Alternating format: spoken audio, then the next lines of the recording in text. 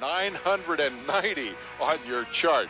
Kevin Windham in his first ride for Team Suzuki, and Mike LaRocco getting the final direct transfer out of the heats. And then we've seen Lamson and Ward, the two winners from the semifinals. The other guys who went to the feature, Phil Lawrence, Heath Voss, Buddy Antunez, Greg Schnell, and the man who will start out back in the second row all by himself. But at the age of 35, I would think probably happy just to be in the show. John Dowd will start 13th. From down trackside, let's hear from Larry Maiers. Well, I'm with John Dowd, and unfortunately, by making the program, winning the last chance qualifier, you got the last pick on the gate. And John, I want you to turn around and see what's straight ahead. Yeah, it's not looking too good from here. I don't know. John, in order for John to make a start, he has to go out about 3.5, 4 foot and take a left, which is going to push the guy next to you over. It looks to me like a domino effect. I got to get out there quick and take about 3 lanes to the left, I think. Either that or I'm in trouble. Guys, from my angle, I don't know if you can see this or not. We'll get out of the way, and we'll try to show you the camera here what we're looking at. And, man, I wouldn't start in this position or nothing. I'd go home, John. I think they just told me I got to start down there now. Guys, we'll give it back to you. It's happy to have the opportunity to run for the money and to have a chance to come back tomorrow and perhaps pay it off. We've seen stranger things happen. But again, we've said it so many times tonight, the start is critical, and Carmichael got to pick the first spot on the gate. And if I was John Dowd, I'd jump right in behind Ricky Carmichael and follow him right down to the first turn. Ah, yes, not a bad bit of logic there. You see on the far right side of your screen, number 4, Carmichael has taken the inside slot, and Ryan Hughes right alongside him. None of this picking on the outside for these guys. And back live at the MGM Grand, there is Ricky Carmichael, and well, I don't know if Dowd listened to you or not. He didn't get right behind Ricky Carmichael, but he got in the right neighborhood, right, Bailey? Yeah, I'm just wondering why he didn't jump over there and get directly behind Carmichael. That's kind of strange because, I mean, the guy's shown that he's going to get a start. He's obviously the dominant rider out there, and that would be my choice. Here we go, ladies and gentlemen. First step toward a huge potential payoff here. The second row, coming set, firing them up. Those guys jamming up over the inside. 12 starting spots in the gate. The first 2 occupied by the heat race winners, Carmichael and Hughes, looking for the drop of the gate and a shot at $100 grand. Here we go. And Carmichael certainly didn't waste any time getting off of there and hugging that inside. And that's real important.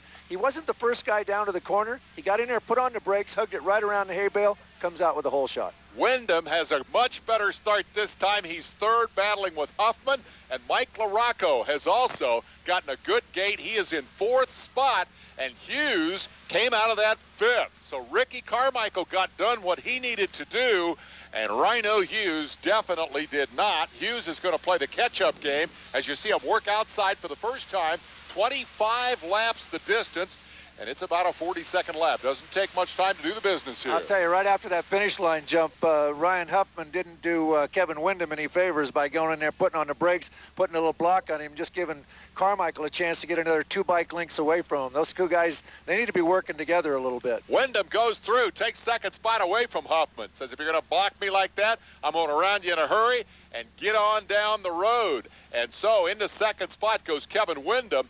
That sets up a battle a lot of people thought might be the main story here. Ryan Hughes, unless he can catch up with these guys, may be excluded from that story. And what about Mike LaRocco? He's shown good speed all night. He's been consistent in this event over the years, and he's sitting in 4th spot on number 5. Well, this is definitely going to give us some idea of what's going to happen not only tonight but tomorrow night as far as what Ricky Carmichael can do, because he's got Kevin Windham, who is probably the number 1 competition right now for him, and if he pulls away from him now, I don't see him catching up again. You saw the pass for Mike LaRocco as he goes around Huffman. Huffman definitely seeming to be out of sync here. He got off to a pretty good start, but has not been able to consolidate that.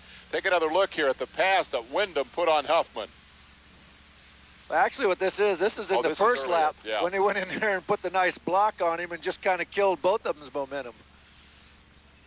Major moment right there for Ricky Carmichael, because it pretty well stacked up the competition. And if there was any doubt about his ability to outrun him tonight, it eliminated that doubt. LaRocco now all alone, sitting in that 3rd spot. Yeah, Carmichael just doing everything right. Here he is again. You can see he's pulled away by another 3 or 4 bike lengths every lap. It just seems like he's stretched it out by 1 or 2. I mean, you know, Wyndham's definitely still in the hunt, but I don't know. He's going to have to pick it up a little bit more than that if he's going to catch Ricky. I think he's gained on him a bit, and LaRocco had to come through traffic to get to third. Now that he's there early, it'll remain to be seen whether he's got more on tap if he needs it. There's your top 3 as Carmichael leads going outdoors with Wyndham in hot pursuit, and LaRocco, the next man in line, in third.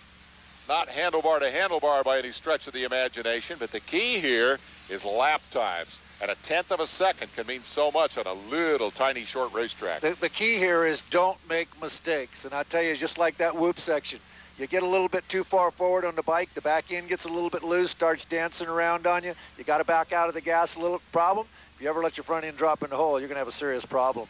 And remember, too, it is a 2-moto race. Emick won on Saturday night last year, came back on Sunday, settled for second. That's all he needed to take the money. You've got to have the consistent 2 nights of competition to take home the big check. If you're a star on Saturday and it goes south on you on Sunday, well, you don't get paid, basically. You know, Wyndham's there, but he certainly isn't gaining any ground on Carmichael. He's just there kind of holding his own. He's riding smooth. He's riding smart. But then again, you know, you got to look at this, too. If Kevin Wyndham's going, you know, my bike isn't exactly right. I'm not feeling really comfortable. I'm still trying to get adjusted to it. I've only ridden this bike. This is the 4th day I've ever ridden this motorcycle.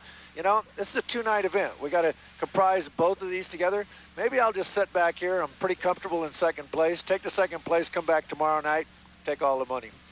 That's the bottom line, is taking home the money. Carmichael looks to be dominant, but there's a long way to go to the pay window tomorrow night. Here's your second place man, Wyndham, as he tries to chase down Carmichael. Mike LaRocco is third, and then a bit of a gap back to the 4th place man. Hoffman is holding on to that spot. There is a battle for 5th as the number 6 Husqvarna is trying to hold on. Steve Lamson trying to keep the competition at bay, and that should be what's happened to Ryan Hughes. Number 50 moving up is Phil Lawrence.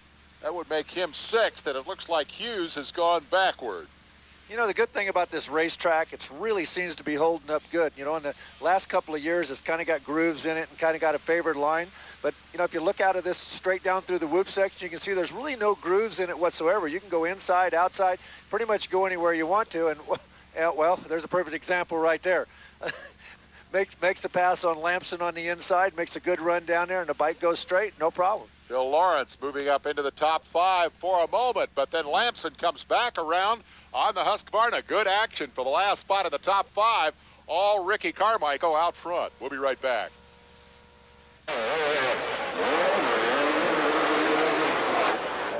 Back live at the MGM Grand.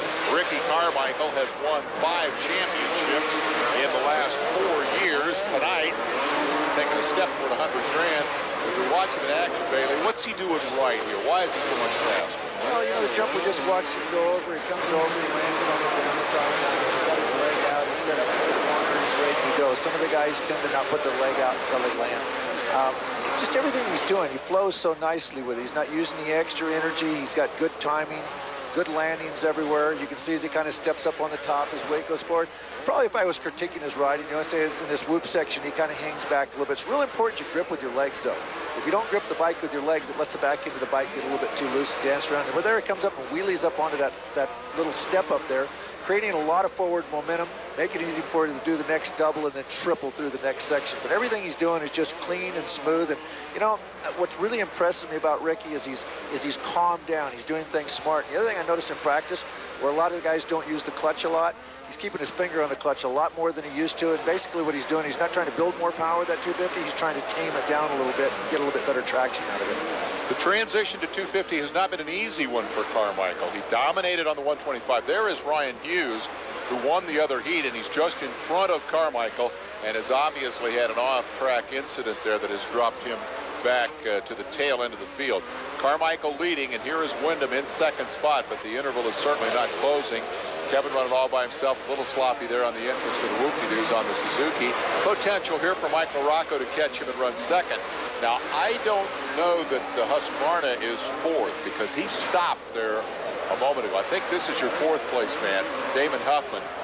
During the commercial break, Lamson had a misfortune out on the racetrack, stalled the motor, and as a result, lost almost a lap. John Dowd up to sixth. Do we have this right?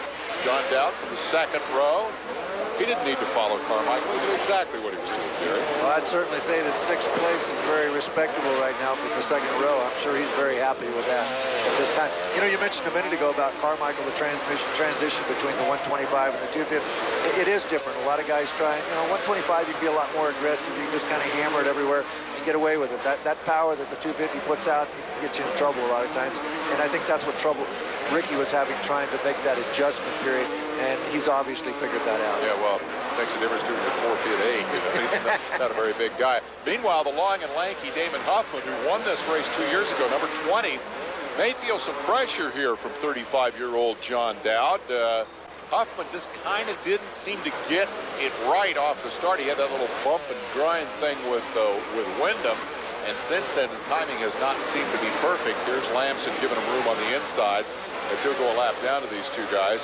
And for John Dowd, just a great ride, doing nothing but going forward here. Nice to see a guy who's been at it as long as John Dowd, still out there being successful. But it's important to remember that he didn't start when he was a mini bike kid. He was like 21 years old. Whoa, look at this. LaRocco has caught Wyndham, and this could get to be fun before it's over. Well, you know what? No question about it. LaRocco is generally a little bit more aggressive, and if aggression is what it takes on this racetrack, I think you're going to see LaRocco putting a move on Wyndham here. You mentioned Wyndham. Yeah, well, there was a move right there. LaRocco goes through to second spot, and we recall that the first year they ran this race, he had a 7th place finish, came back and ran 4th last year. So among the guys who have scored top 10s in both races, LaRocco is one of only 4 to do that and ranks 3rd. Huffman, Hughes, and Carmichael are the other 3 guys who have had back-to-back top 10s here in a very difficult event in which to be consistent. You know, I would love to see if LaRocco ever figured out how to hole shot every race. I'd like to see what kind of results the guy ends up with him, because I mean, he can come from the back of the pack and work his way. If he got a hole shot in a race, he probably wouldn't know what to do. Not known for his great starts, but Mike LaRocco has certainly turned in a memorable career. He's in his 13th pro season at 29 years old. He's piled up a bunch of championships over the years. We'll take a break and be right back. We're back. Ricky Carmichael continuing to lead. It has been an incident-free riding clinic turned in by the number 4 Kawasaki. Just a great, great night in the continuing success story of this year's 2000 season for Ricky Carmichael. I'm thinking that right about now, Carmichael's going, you know, I wish this race was over right now. Because, you know, it's not the mistakes that Ricky's probably going to make. The lappers are a problem. Any one of those guys can just make a right or a left-hand turn, but not knowing he's back there and take his front wheel out. You always got mechanical difficulties. Right now, he's riding great. It's just, hopefully, if nothing goes wrong, I mean, he should have this. Carmichael, LaRocco, Wyndham, Huffman, and Dowd, your top 5. Dowd having come from the second row to a top 5 finish. Ryan Hughes, number 60 there, gating not all that well, getting out in 5th and then slipping a full lap behind after an incident on the track. Kevin Wyndham reeled Carmichael in just a little bit for a couple of laps and now seems to have settled in second spot, content, or third spot, I should say, content to just kind of get the feel of that Suzuki with a couple of laps to go, log a podium finish tonight, and hope to parlay that into something more tomorrow. Looks as though he's lost a little bit of the aggression, too. I think in the earlier part, when he was seeing Carmichael in front of him, it looks like he was pushing a little harder, and he just kind of settled into it now for whatever reason. And you don't know, it could be the bike, it could be him. Tough to say. A glimpse of the white flag for Ricky Carmichael. 1 lap to go. A huge lead. It's cruise control from here for the kid who has won already. 32 career national race victories, and he's 20 years old. He's around Buddy Antonez, when Buddy, the 4-time Arena Cross champ, a lap down. And now Carmichael, who was so focused on Supercross and getting his Supercross act together, will run the final few hurdles between here and the checkered flag. Unusual for Carmichael. I haven't seen him make very many mistakes, if any, and for him, that's saying something pretty good. He has won it handily, and now at the end, we're going to see Huffman challenging Wyndham for third spot. Now Wyndham got away from him without trouble there. That's sort of been an ongoing contretemps between those two. That was payback for the first lap. Yeah, they had a little tangle on the first lap. Wyndham has gone through to finish third, Huffman fourth. And no, they won't be teammates. This is the last ride for Huffman on the Suzuki, so I guess the truth is that Wyndham's taking his ride. So maybe that's the reason for the ill will there. LaRocco finished second in the middle of all that, but the story tonight is Ricky Carmichael. I mean, when you think about the fact that the career record for national wins is Bob Hanna with 37. This kid has 32. He's only been doing it 5 years. We'll be back to hear from him. We're here in Las Vegas. Ricky Carmichael had a 10th place finish in the inaugural U.S. Open. Last year, he was third. Tonight, he's taken the first step toward $100 grand. Let's go to Larry Maiers with the winner. Hey, can you spell piece of cake? It's never a piece of cake, I'll tell you, Larry. I got a decent, I got the whole shot. I came around the first turn first. Wait a minute, you say you got a decent start? Yeah, well, they had the jump, and then I just came cut on the inside there, and I tell you, like I said earlier, the start was everything, and Kevin was violent. I just kept putting hard laps in and pulled away. You were dominant all season long in the 250 class, and this race tonight must give you just a tremendous amount of confidence for going into the Supercross season. Oh, totally. It gives me, anytime you win a Supercross or any race at all, it gives you a bunch of confidence. And coming off the outdoor series with the championship, it helped me out a lot, and hopefully I can, you know, we still got another night, and if I can get some good starts, hopefully I can wrap this thing up. But you know, I'm going to go back, get some rest, and try to do 100% tomorrow. Okay, let me ask you quickly, what kind of strategy will you have tomorrow? Do you go for the wins, or maybe do you look to see who's around you and sandbag if you have to? Oh, no, I always go for the win all the time. But if it's not my night, I mean, I'm just going to do all I can to beat the guys that I have to. But like I said, I'm going to try to go for the whole shots again. Congratulations. Thanks. Good job, man. Go for the win is the story of Ricky Carmichael's career. He does not like to finish second. Witness the fact that in the last 250 National, after he'd already wrapped up the championship, he went out and won the last race. He beat LaRocco and Wyndham tonight in terms of the podium. Huffman and Dowd rounding out your top five. Dowd impressive from the second row. Watch him tomorrow night if he can get a decent starting spot. Here's the rest of your top 10. Bosch, Schnell, Antonez, Ward, and Byrne are all still in the running for a very nice payday. And we'll go back to the floor and Larry Maiers. With Mike LaRocco, who turned in an outstanding performance in tracking down Wyndham and finishing second place.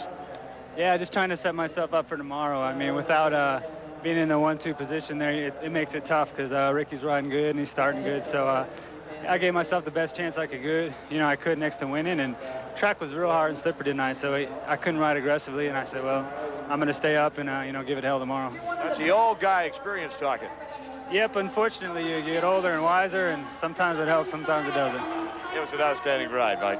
Guys? Older and wiser doesn't seem like that would be an advantage in this particular form of racing, Bailey. I don't know, Mike LaRocco, I don't know, that guy is just always there, he's tough, but I guess no surprise with Ricky Carmichael. We kind of expected to see that happen. Very tough kid to beat, and certainly tremendous confidence, as he noted, going into tomorrow night. Back to Larry. Kevin, it looked like it was secure in second place. What happened there? Well, towards the later parts of the race, I just kind of got a little bit winded. I'm having trouble breathing in this tight arena. It's jam-packed, and it's tough to find a little break to take a big gasp of air. And, I just got a lot of things that are going on right now. A new change with the bike, which is working great, and looking forward to the start of the season here in the Pace AMA Supercross Series. And hopefully I can come out tomorrow and just kind of better my performance and keep myself positive and not expect too much of myself, being that I've been on it 4 times now. Okay, well, we all think you look great on that new motorcycle. So we'll look forward to your performance tomorrow night, Kevin. Good luck. Thanks a lot. It's a pleasure being here, and I'd like to thank all the guys at Suzuki, 1-800-COLLECT, No Fear Gear, Alpine Star Boots, Cornwell Tools, Riot Helmets, and Scott Goggles. Guys? All right, 3 different brands in the top 3 and 3 interesting personality stories. The 2 kids, Wyndham and Carmichael, the veteran LaRocco. We look quickly forward to tomorrow night. Is there anybody in the building that can deal with Carmichael? It doesn't look like it. It looks like Carmichael's going to have a problem, and you know what? It's a whole new ball game tomorrow night, just like starting all over. It occurs to me that Sebastian Tortelli, the guy that this kid raced for the national championship, didn't make the show tonight. It's that kind of a competition for $100,000. For Larry Maiers and Gary Bailey, I'm David Despain saying, maybe it's the bright lights of Las Vegas that brought America's top supercross racers to town, or maybe it's the money. This is paradise for big players, heaven for high rollers, and no one plays higher than these guys. Maybe they're here for the glory, or is it mostly for the money? There's so much to see, so much to do, and so much to win. Maybe it's not all about the money, but it is the richest motorcycle race in the world, the U.S. Open of Supercross, next on Speed Vision. Welcome to the U.S. Open of Supercross from the MGM Grand Hotel in Las Vegas, Nevada, where the MGM Garden Arena has been turned into a motocross track. Hello, everyone. I'm Dave Despain. Welcome to the richest motorcycle race in the world. Here in Las Vegas, I can name you about 3 sure things. Let's see. The house will eventually end up with most of your money. Wayne Newton is sold out for tonight, and they're building a new hotel somewhere close by. And I'll give you one more that's at least odds on. Ricky Carmichael to take home a $100,000 prize. You see, last night, the Kawasaki star totally dominated the opening round of this $300,000 purse event inside the hotel. A tiny, tight racetrack, but all night long, Carmichael got the whole shot, rode to perfection, and as a result, took the first of 2 checkered flags that will determine the overall winner of this unusual event. Joining us to analyze the action, the professor of motocross, Gary Bailey, the second proudest man in Las Vegas, because your kid, David, motocross legend, won his class at the Ironman Triathlon over the weekend. You must be pumped up. I'm pretty excited about it, you know, and I heard last night it kind of gave me goosebumps, and it's kind of neat because he went there 3 years. He got a third, got a second, ended up with a first. Doesn't get any better than that. Same dedication that made him a motocross legend has now put him in the record book of another intensely competitive sport. But now let's talk about this thing. My question, everybody's question, can anybody beat Carmichael? The only guy that's going to beat Carmichael probably is going to be Ricky Carmichael. He's been known in the past to get a little overly aggressive and make some mistakes. If he rides anything like he did last night, though, I think he's got this one in the bag. You know, the whole thing is going to be dependent on the start, though. I mean, the start is the key factor. I'd actually kind of like to see him get maybe like a 5th place start and see what happens then. It'll be sure will be exciting to watch either way. We're going to hear from the man who's in the driver's seat as we go to the 3rd member of our team, Larry Maiers. Well, Dave, you mentioned at the top of the show that this guy was on fire, and he just ate him up, and he did. In fact, he's 3 for 3. Won his heat race. He won a main event. And he had great hole shots all night long. That's the key, isn't it? Yeah, on this track it's really tight, Larry, so you know a start is very, very important. So luckily I had the inside gate last night, and I got good jumps right when the gate fell, so it helped me out a lot. And I think without the start it would have been a lot harder. You know, not only are you in the driver's seat in terms of having one win under your belt, going for the second one in the big bucks, but you can really control the pace of this race in that you'll see what they're doing, and that's what you'll do. You'll react to that. Yeah, they're going to be going fast tonight, especially Mike and Kevin, because they got a really close chance of winning the money. And I'm going to do whatever I have to do to beat them. And like I said, the pace is probably going to be a lot faster. It's the second night on the same track, so it's going to be tougher for sure. And definitely tonight, the start is going to be really important because tonight is the night that counts. Yeah. He mentioned Mike and Kevin, the 2 guys that have the closest chance of winning. Well, let's hear what they have to say.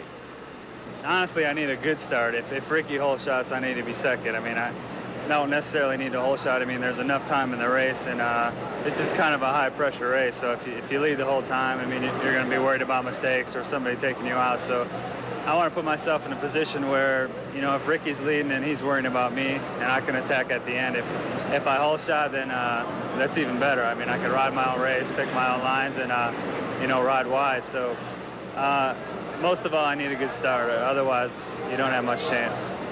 Well, I think here in Vegas, anything can happen. It's the town of a big gamble, you know. So hopefully things go my way tonight. Last night I felt strong, but you know, went back and thought about some things in the hotel room last night, and I think I can better my performance tonight.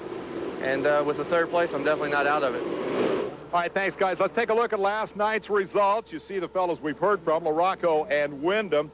Damon Huffman, the winner of the inaugural race here 2 years ago, was fourth last night. And Heath Voss had a terrific run to fifth. Count them among the guys to watch today. I would add to that list Ryan Hughes, who was very fast but had a crash, could come back and be a spoiler here this afternoon. The track is treacherous. Luck is a huge factor here. To take a look at the battleground for this richest race of them all, we sent Gary Bailey out to check out the course. The track tonight inside the MGM Grand Arena is tight, but should lend to some very good racing. In order to make the track a little bit longer, it does go outside of the arena and back in again. But now let's look at some key areas. Start, probably the most important part of the race tonight.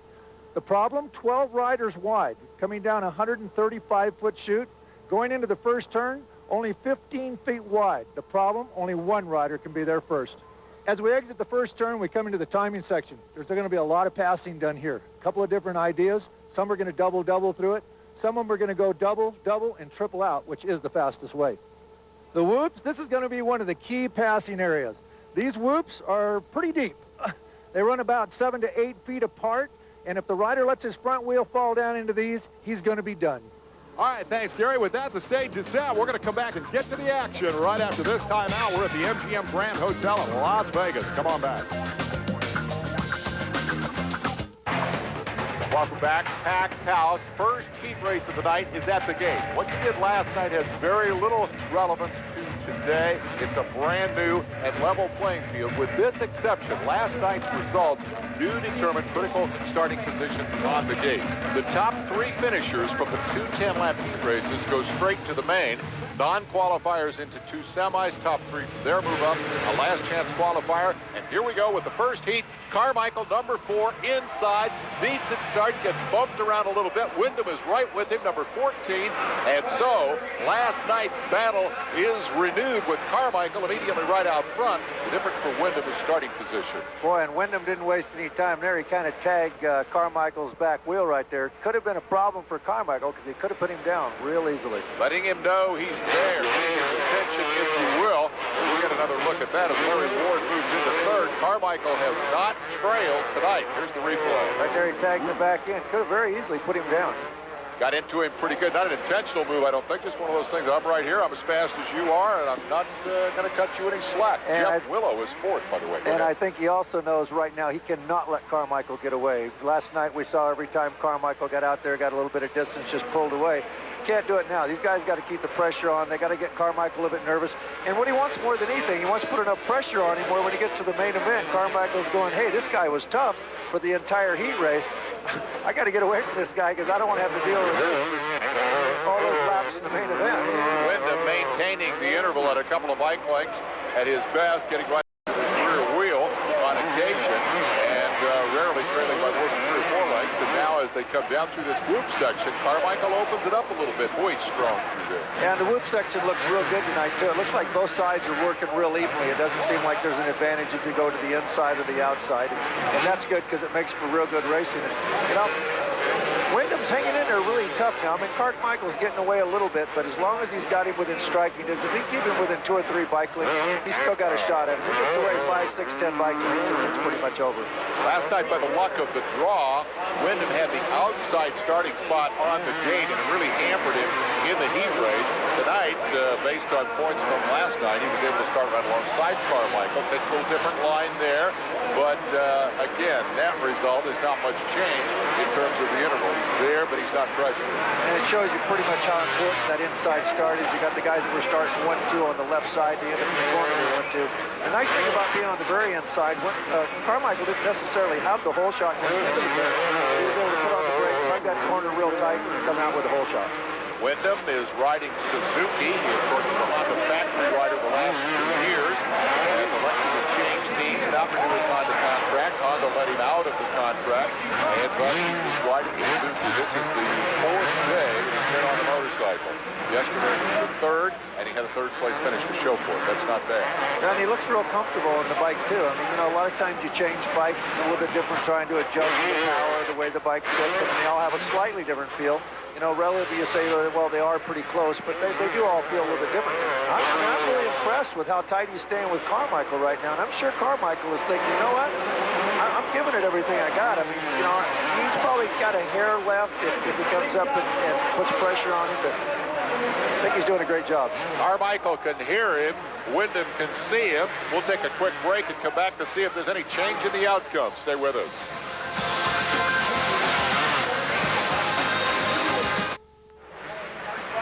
We're back. Carmichael continues to be the star of the show. He's opened a big gap on Kevin Wyndham now as he streaks toward what appears to be an easy heat race victory.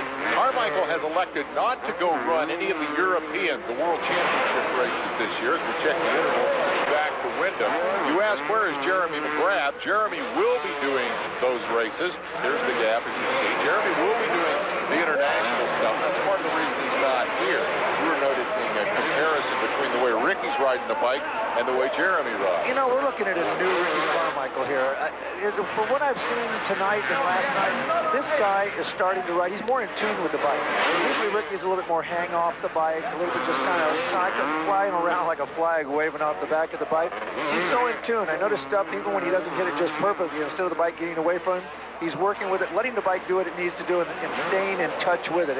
And I'm really impressed. And if that's the case, what we're looking for going into next season, it's going to be giving Carmichael, giving McGrath some fits. Somebody ready to challenge Jeremy. Well, Carmichael is very much in tune with the notion of collecting $100,000.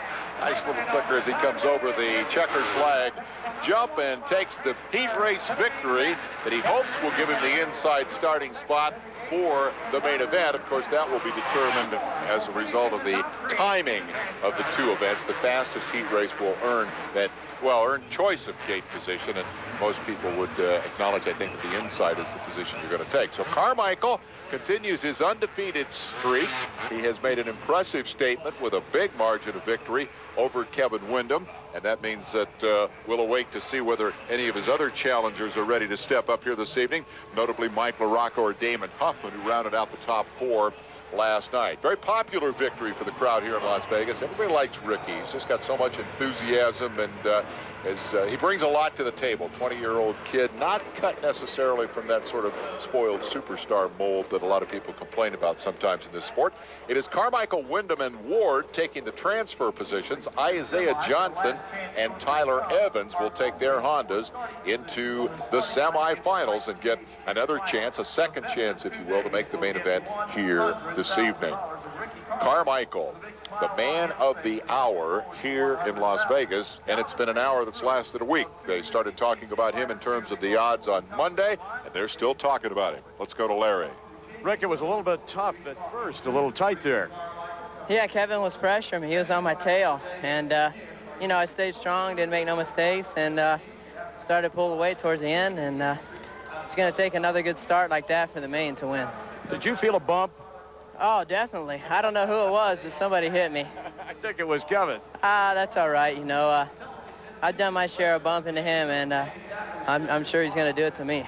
Okay, good, strong ride. It starts is what it's going to take. You got that all figured out. Thanks. Okay, well, look. All right, with that, we go to the second heat. The challenge for Carmichael this weekend, maybe finding something new to say in the next interview.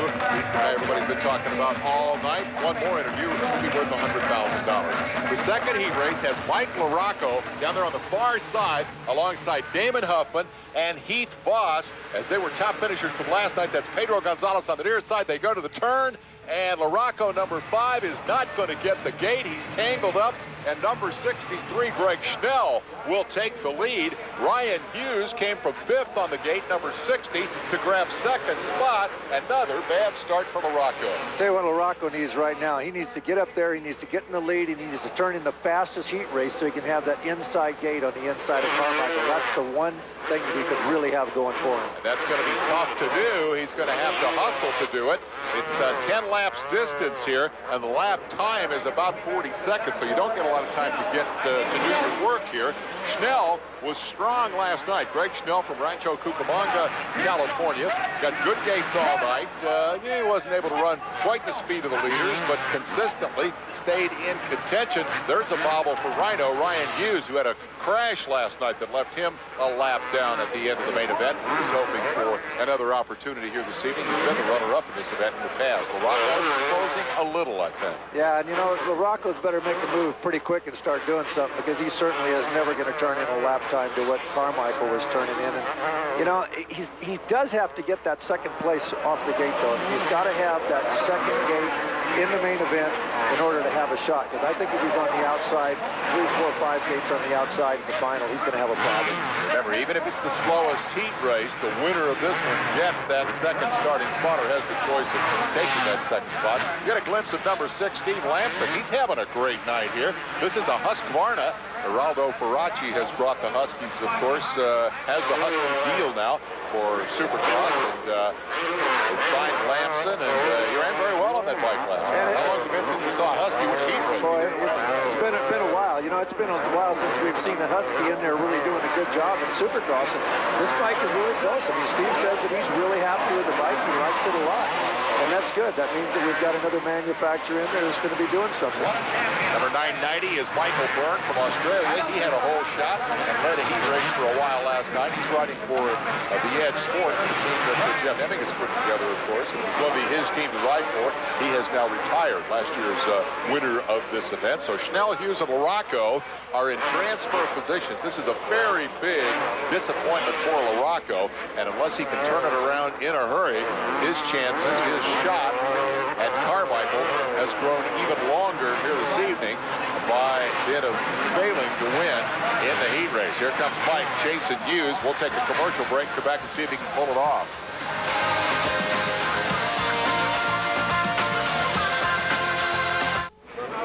We're back. There's Greg Schnell. He's your leader on the Yamaha. Here comes the battle.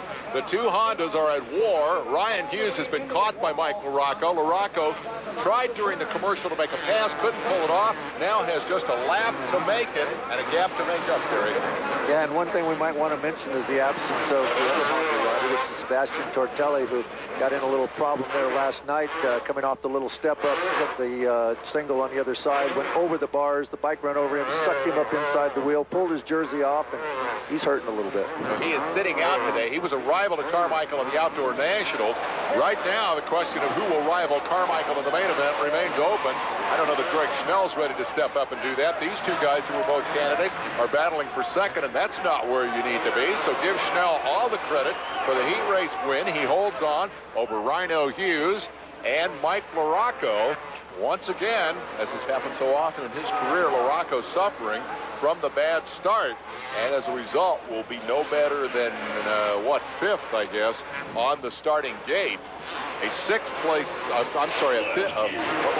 fourth place finish for number 6 is what I'm trying to tell you. That's the Husky of Lamson coming home with a decent ride, and rounding out your top 5 will be Michael Byrne, the Australian kid. But the key here is the top 3 positions. Those are the direct transfers into the championship main event. So Lamson and Byrne will still have to ride the semifinals. Let's go to Larry Maiers. Greg, I would have thought that a guy that just put a whooping on some of the best motocrossers ever, won $2,000 for winning a heat, would have smiled a little bit more when he come in here. Yeah, you know, I've been working really hard. I'm really happy with this. I beat a couple factory riders. I just feel really fantastic right now. Thanks to THQ, I got an extra $2,000. The thing is, impressive. Man, you look very good out there. Now, what's stopping you from doing that in the main event? Nothing's going to stop me in the main event. I'm just going to go out there and ride like I did in the heat race, and hopefully I'll get a good start like I did in the heat, and run up there with K-Dub and Ricky. You know, those two are hauling butt right now. Hopefully I got the pace that those guys do. Well, they were hauling butt. You were hauling butt just a little bit faster. Good luck in the main. Thank you. Guys? Adding to the excitement here, 80cc and four-stroke competition in addition to the 250 Supercross action. I think this would be a good time to stop, take a quick look at some of the highlights. We'll start with the deciding moto for the four strokes. Kelly Smith takes his KTM to the inside. It's just like the open class. He grabs the whole shot. That is critical. Number 16 is Craig Decker.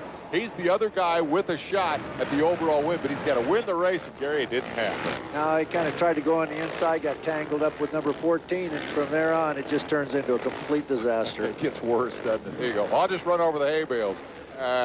Never mind. End of Decker's chances. With that, Smith has a free run, basically, to the overall win. But there's a story behind him. Number 8 is Damon Bradshaw. That's right, that Damon Bradshaw. Had a little tussle here with Robbie Skaggs over second place. That is not, in terms of the overall championship, all that important because Kelly Smith turns out to be the dominant guy in the White Brothers four-stroke race here in Vegas. Move on to the 80cc mini bike class. And this was a Kyle Chisholm benefit. Like a little Ricky Carmichael. A lot of Kawasaki's in here because of the support of Team Green at this level. And this little Team Green guy from Florida is very familiar with Professor Gary Bailey. He's been one of my students, and obviously he must have listened to something on the starts because he had those down pretty good. Guys did a great job. You know these little guys, the whoops, I think we're eating them up. Yeah, that's not a lot of motorcycle to be tackling obstacles that big. And so Chisholm wins it with a perfect score, 4 for 4. Congratulations, Kyle. Can't wait to see you come back and run for $100,000 once you get to be a pro. Welcome back to the MGM Grand. All right, you've seen the 80s. You've seen the four strokes. You're going to see the richest motorcycle race on the planet. What's left? Freestyle, ladies and gentlemen. Oh, it is very, very popular among this crowd in Las Vegas. After the Saturday night main event, everybody stuck around just to watch these guys perform an exhibition. It's not real competition. They're just out there, what, dare I say, showing off. We've got Mad Mike Jones and others. Kerry Hart, the guy who pulled off the backflip. That's Kerry on the red bike right there. Before we get to the actual jumping, let's take a look at the motorcycles themselves. We sent the Professor Gary Bailey off to see what these motorcycles are all about. Well, after watching the Freestyle guys for a year or so, I decided I was going to go home and try some of this. I guess problem number one was the age, and I don't move quite as well. But then I noticed that looking at these guys' bikes, that there are some other situations I had to deal with, and that is one, I didn't have any place to grab onto. They cut a hole in the side panel. That allows them to get their hand in there, good grip. They've also lowered the seat height a little bit. That makes it easier to grab the seat. It's not quite as thick of a grab. Lowered the seat in order to get their legs so they can come over the bike just a little bit easier. The next thing they do is they run a pro taper type bar, no crossbar. That allows them to bring their legs over, under, around, and through much easier. They've also shortened the cables, lowered the cables down, the hydraulic line on the front. They've shortened that up too so that nothing gets in their way while they're trying to make those maneuvers. All right, that's a look at the motorcycles. Now a look at the action. Mad Mike Jones, one of the pioneers of the sport. I'm sorry, I don't know the names of all the maneuvers, but I know Mad Mike's been doing it a long time. And Bailey, you've got an interesting perspective on this because you're a motocross purist from the old days. What do you think of freestyle? I think it's kind of neat. I think it's done a lot for the sport. I like to see the tricks the guys do. In fact, I can't believe the tricks that the guys are doing. Every time that I think that I've seen everything they can possibly do on the motorcycle, one of them comes up with something else. I don't even know how in the world they stay intact with the motorcycle when they kind of separate from it, going in midair, and the next thing you know, the guy lands and he's back in control again. Robert Distler here, and this is the man, Kerry Hart, who pulled off the backflip that set the world on fire. That is his signature move. That is well, it was before the backflip. That's the heart attack. Kerry Hart pulled it off very nicely here. Mike Jones, not a lot of room to work with, it seems to me. The confines are pretty tight. The airtime is, I mean, it's there, but it's not there in abundance. Yeah, that's the situation here. The arena is so small that it doesn't give them the time to spend enough time in the air where they can do some of the tricks that they want to do. So they got to do it quickly and get themselves mounted on the bike again. The other problem is once they land, there's not much stopping room now. and yet Robert Disler does do the Superman. I think that's what that was called, pretty effectively. I know I'm showing my age. I'm 54 years old. Give me a break. I think it's pretty spectacular stuff to watch. Disler again. Welcome back. You've seen how the top half-dozen riders qualified for the main event. Today's winner, and certainly the overall winner, will likely come from that top half-dozen. Here's how the rest of the field was set. The first semi sent Tyler Evans, Isaiah Johnson, and the star of Arena Cross, Buddy Antonin, on into the feature. Denny Stevenson and Jason McCormick didn't make it. Lampson, who won a heat last night on the Husky, wins a semi today over Michael Byrne, the Australian, and Damon Huffman, the winner of the inaugural race here 2 years ago. They're in the feature. Last chance qualifier was won by Heath Voss, who had a 5th place finish in the opening round of this competition, and then a big crash in practice for round 2. He has rebounded to make the main event again tonight, and that gives him a pretty good opportunity to come out here with a great payday. So we come to the starting lineup. Ricky Carmichael will have the inside gate. The privateer, Greg Schnell, on the Moto World Yamaha, in very fast company alongside. Kevin Windham, call him winded. He's been tired this weekend and having trouble keeping up. Hughes has qualified 3rd, and then Ward and Morocco. Then we move on to Evans, who will start in the 7th spot. Lampson is next on the Husky. That bike, very good ride here. Ricky Carmichael pretty much in the driver's seat right now. I think he's probably a little bit nervous, you know, $100,000 on the line, but he's got the spot that he wants. He's on the inside gate. A little nervous, probably a lot of nerves right about now. I would think so. Biggest win of his career. He's had 5 championships in 4 years. Now, as he concludes his year 2000 season, Carmichael can do so with the biggest payday in anywhere in motorcycle sport. I got to think, no disrespect to the guy who starts alongside him, but I got to think that Ricky Carmichael is happy to see Greg Schnell there rather than one of the guys he thought might step up pretty challenging for the overall win. This is true. One that really surprised me, though, Heath Voss, back row, he lined up behind Carmichael, the guy that's been #1 all the time into the first turn. 30 seconds. We'll see whether Heath figured out something that we didn't know. But right now, it's all about Carmichael and the whole shot. Other guys can still win. Remember, it's combined scoring from last night and tonight. 25 points to the winner. 50 is a perfect score.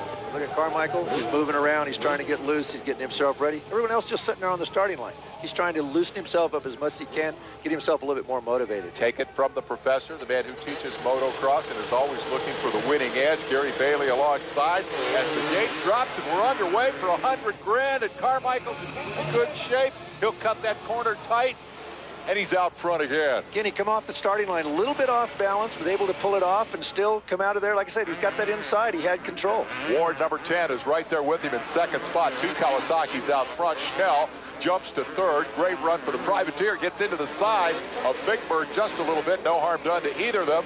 And they continue to truck. Schnell appears to have lost a little ground in that altercation. I'm thinking right now that Carmichael is looking in real good shape because the guys that we look for to really give him the problems, they're not even up there in the front. Far be it from me to second-guess the professor, but Heath Voss from that starting position on the 2nd row is 4th. He certainly found a hole, Gary. There was certainly a hole that we didn't see him coming around. I think I was so focused on Carmichael trying to see what he was doing, but obviously he figured something out. Morocco makes a move. Number 5 picks up 6th spot, and we also saw Windham challenging and trying to pick up a position.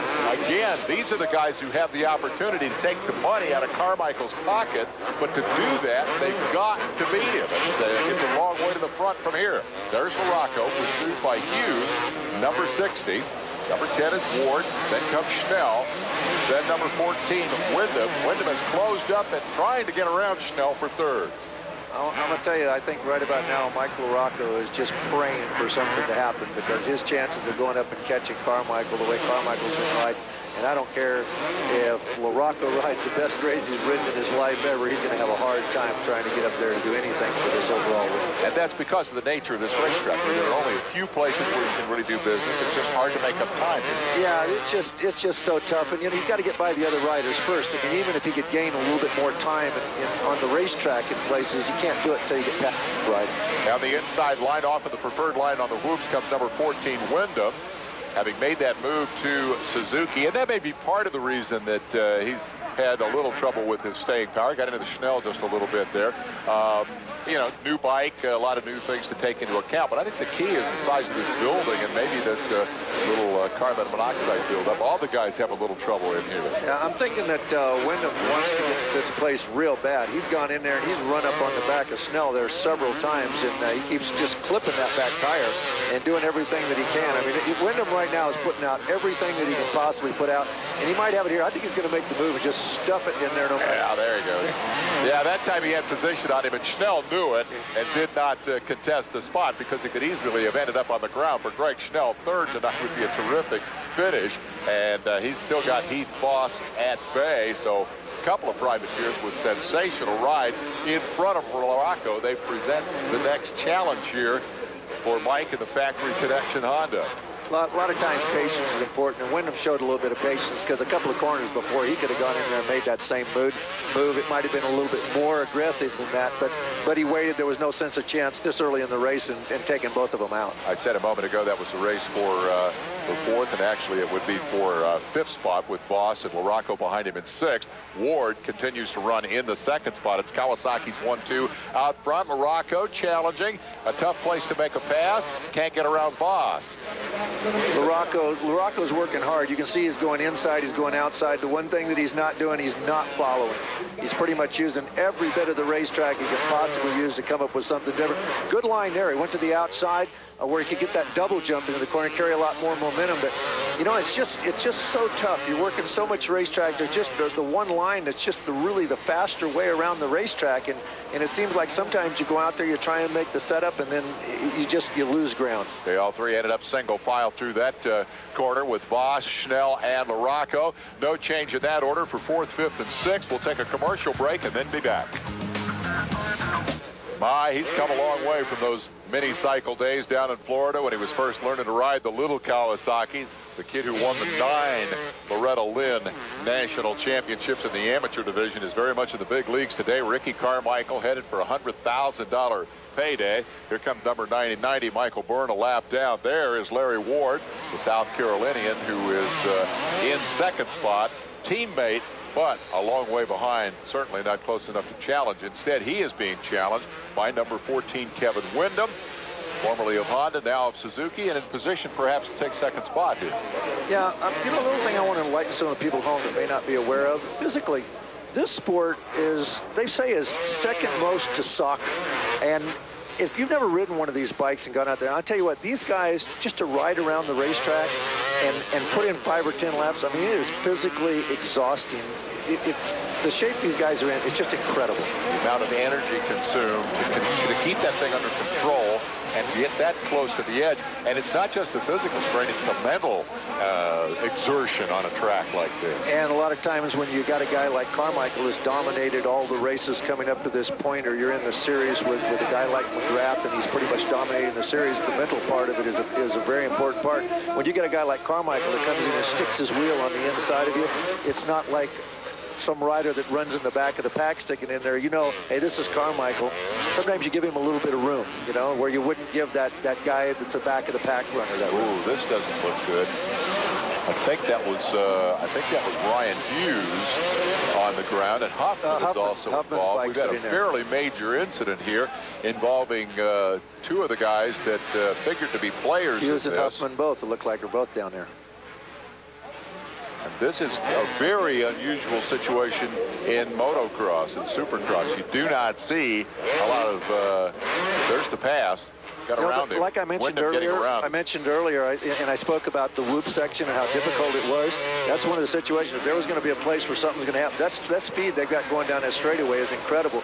And all it'd have to take is one time, I mentioned last night, for somebody's front wheel to drop down in that hole, and there's no telling what's going to happen. That's the fastest part of the racetrack. Wyndham taking advantage of this opportunity to grab second away from Larry Ward, and that will help him in terms of his points. It will not enable him to challenge Carmichael for the big money, but he does have a pretty good shot at the second place bucks. It's a big drop from 100,000 down to 35,000 for second spot, but we continue to be concerned about Hughes and Huffman here.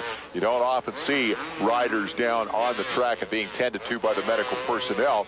And because it's unusual, there's no immediate red flag. As long as those guys are over and out of harm's way and the riders are giving them room, not further endangering them, the racing continues. Once again, watching Ricky Carmichael, it's just everything he's doing is so calculated, so smooth. He's not using any extra energy. He's timing everything right, keeping a lot of good forward momentum. And, you know, I particularly like it looks really good when they come over the jump, and as they're landing, before they land, actually, they put their leg out, they kind of land, sets them up for the corner, allows them to get on the gas a little bit sooner than the guys who are still standing up and just keep that momentum through the turn.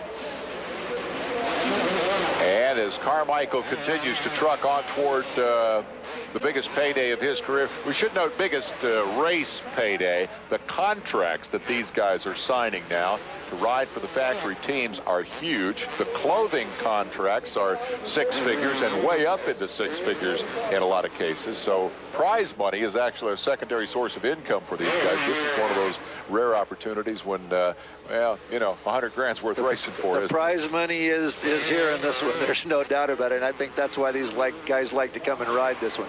Once again, Ricky coming down here on the left side. Of course, he has to stay out of the way of the riders. But you know what I like right here is where he picks the front end up and he wheelies up onto that little tabletop. Again, keep that forward momentum going. So rather than setting the front wheel into it where it kind of kills the momentum a little bit, he wheelies over the top of it. And then that creates that launch that gets him over that next double jump. Well, the old cliche, stepping it up to the next level, I think applies to Ricky Carmichael in this 2000 season. Look out Jeremy McGrath in 2001. We'll be right back. Welcome back to the MGM Grand, where Ricky Carmichael continues on an absolutely unblemished weekend. He has not put a wheel wrong from the time they opened the doors here, but it has become a bittersweet main event. Screen left, 2-rider crash involving Damon Huffman and number 60 Ryan Hughes. Hughes is still down on the racetrack being tended to by the medical personnel, and so that is a source of significant concern for us as we continue to watch Carmichael, whose only concern is for his fallen comrades at this point. Ever laying on the ground, but you know the real bummer, Ryan Hughes has just signed this deal with Honda to do the testing on the new 4-stroke to develop that bike and get it ready for the Nationals this year, and certainly he's always a tough contender, and we just hope he's going to be up here pretty soon. And, you know, sometimes it's strange. A guy falls down, they want to check him out, they want to make sure it's okay, and he might have knocked himself unconscious, and sometimes that only lasts for a short period of time, then the rider's up. There's your running order, as LaRocco has gone forward as needed. Well, not as needed. He needed to go forward, but he needed to go a lot further forward than that. LaRocco, who's been one of the most consistent competitors in this event over the history of the event, having twice finished in the top 10, has another opportunity to do that here tonight, but not for the big bucks up front. Good run here for Larry Ward, held on to second for a long time before giving way to Wyndham, and now is circulating pretty much by himself.